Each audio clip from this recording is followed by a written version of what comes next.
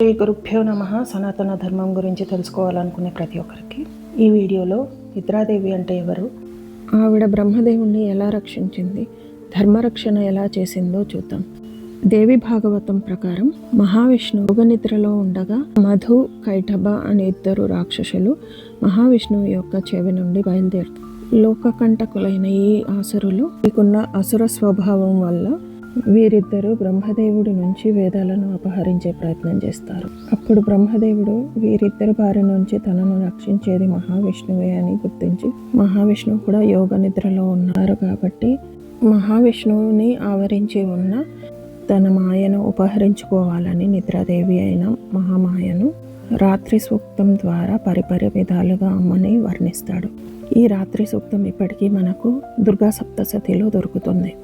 ఇది రెండు విధాలుగా ఉంటుంది, వేదోక్తము మరియు తంత్రోక్తము. ఇందులో బ్రహ్మ అమ్మని అనేక విధాలుగా వర్ణిస్తాడు. అందులో కొన్నిటిని చూద్దామండి.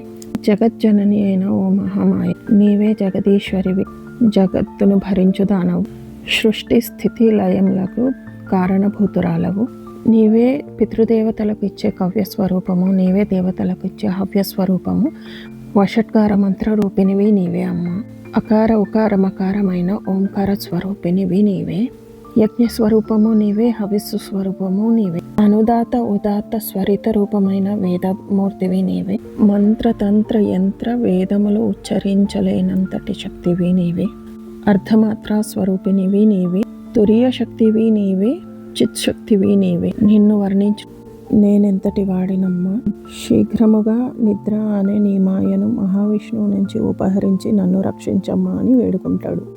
అప్పుడు ఆ జగజ్జనని తన మాయా స్వరూపమైన నిద్రాదేవిని మహావిష్ణువు నుంచి ఉపసంహరించగా మహావిష్ణువు యోగ నిద్ర నుంచి లేచి మధుకైటభులతో యుద్ధం చేసి వారిని సంహరిస్తాడు. ఈ విధంగా మహామాయ బ్రహ్మదేవుణ్ణి మరియు వేదాలను సంరక్షించి ధర్మరక్షణ చేసింది. ఇప్పుడు త్రేతాయుగంలో నిద్రాదేవి ధర్మరక్షణ ఎలా చేసిందో చూద్దాం. సీతారామ లక్ష్మణులు వనవాసం వెళ్తుండగా లక్ష్మణుడు నిద్రాదేవిని పూజించి తనకు 14 ఏళ్ళు నిద్ర లేకుండా చేయమని కోరుకుంటాడు. సృష్టి విరుద్ధమని నిద్రాదేవి ఆ నిద్రని మరెవరికైనా ఇవ్వమని అడుగుతుంది. అందుకు లక్ష్మణుడు తన నిద్ర కూడా ఊర్మిళాదేవి పోవాలి అని చెప్పి కోరుకుంటాడు. అలా 14 ఏళ్ళు ఊర్మిళాదేవి నిద్రపోయి తన శక్తిని లక్ష్మణుల వారికి అందించింది. దీని వలననే లక్ష్మణుల వారు వనవాస సమయంలో అనేక మంది రాక్షసులను చంపి ధర్మ సంస్థాపన చేశారు. ఇదే త్రేతాయుగంలో విశ్రవుడు మరియు కైకసి కొడుకైన కుంభకర్ణుడు బ్రహ్మదేవుడి కొరకు తపస్సు చేసి తనకి ఇంద్రస్థానాన్ని ఇవ్వమని కోరదలిచాడు.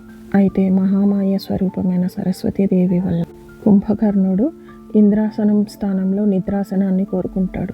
అందుకు బ్రహ్మదేవుడు తదాస్తు అని వరమిచ్చాడు. ఒకవేళ అలా జరగకపోయి ఉంటే కుంభకర్ణుడి శక్తి వల్ల ముల్లోకాలలో అనేక విపత్తులు జరిగి ఉండేది.